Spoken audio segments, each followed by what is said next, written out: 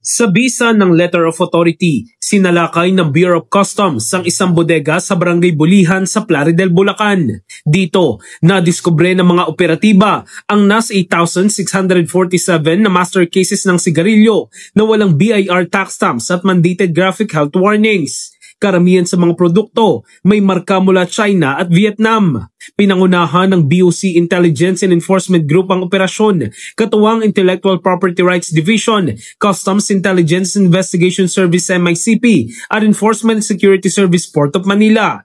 Kasama rin sa operasyon ng Philippine Coast Guard at lokal na opisyal. 3 individual ang agad na inaresto at isinailalim na sa inquest proceedings sa Department of Justice. Bukod sa 3 sospek, kakasuhan din ang may-ari ng bodega kung saan nakuha ang mga illegal na sigarilyo. Samantala, ipalalabas din ang warrant of seizure and detention laban sa mga produktong ito. Sa kabuuan, tiniyak ng BOC na tuloy-tuloy ang kanilang kampanya laban sa smuggling at pananaguti ng lahat ng sangkot sa batas.